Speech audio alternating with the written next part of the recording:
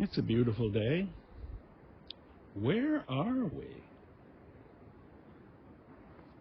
Well, we're on the high coast of Sweden. Beautiful countryside.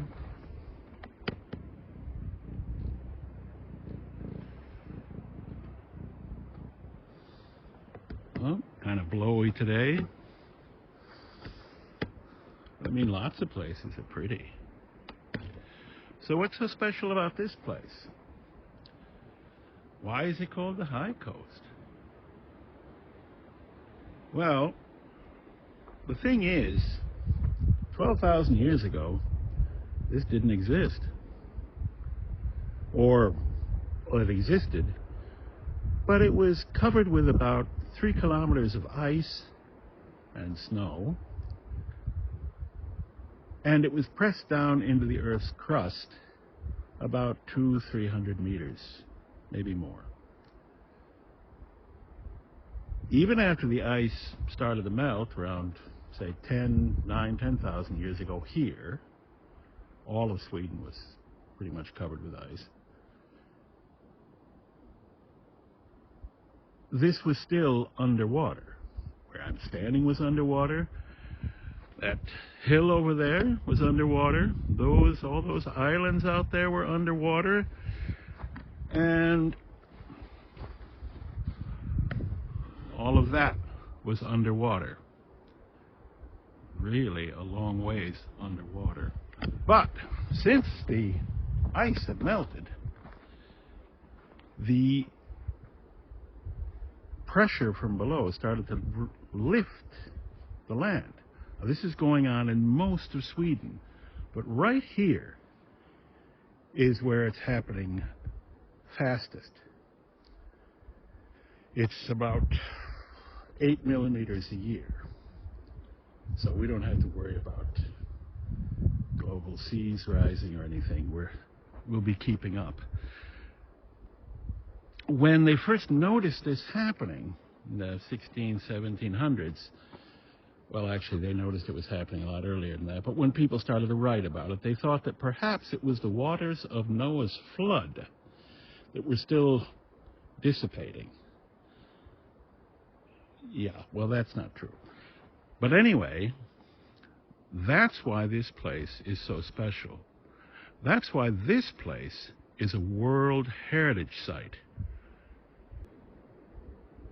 So that's what the High Coast is. It's just a name that was attached to this area 50 years ago, actually. Before 1974, well, people didn't think of this as the High Coast. It was maybe Ångermanlands Brant Kust, the steep coast of Ångermanland. Ångermanland is the Falkland where we are right now. But in 1974, a group of bureaucrats in Länsstyrelsen who were attached to something called Mid-Sweden Tourism decided that they should market this exciting piece of country just for tourism. Höga Kusten, the High Coast, that's just marketing. In 1969, a fellow wrote a book about going from the West Sea to the East Sea, and he called this area the Herring Coast, Strömmingskusten. And in 1974, then there came a book, this High Coast Committee, and everybody started to say, this is the High Coast.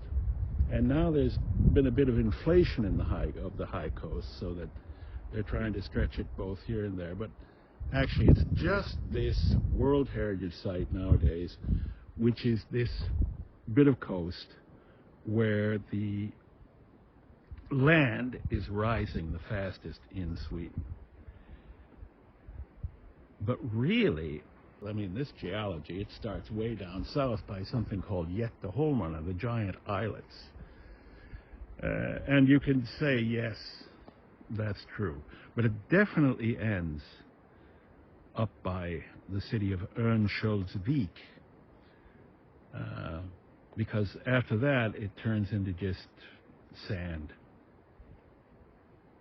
and low-lying coast areas and so on. But right here,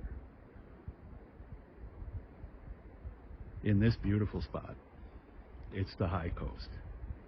The funny thing is, that name wasn't universally accepted, especially when the guys in mid-Sweden tourism tried to say, well, it's just like Norway. No, it isn't just like Norway. So I actually went into town to see if I could find that old map at the museum that used to hang by my office, and it said the low coast. This coast was marked as the low coast on the map. That's another odd thing about the high coast. It is the only coast in Sweden which had a name, which was actually given a name on the big Swedish map that would, fit on your door. It was so long. So that's where we are. We're on the high coast, and I'll be wandering around in the high coast doing these small films, and we'll call it Out and About on the High Coast.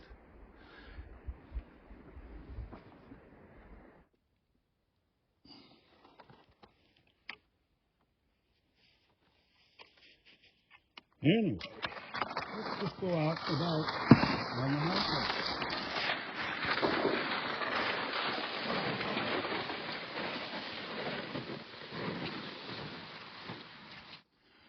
I'm standing at the south end of Storbergsholmen.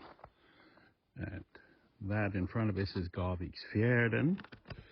That hill there, or mountain, is Ringkallen. Before, there was a signal fire that might be lit up there when the enemy was coming. Nice day. Skied out here over the ice. Some winters we don't have any ice. Last winter there was very little ice. It was like a centimeter.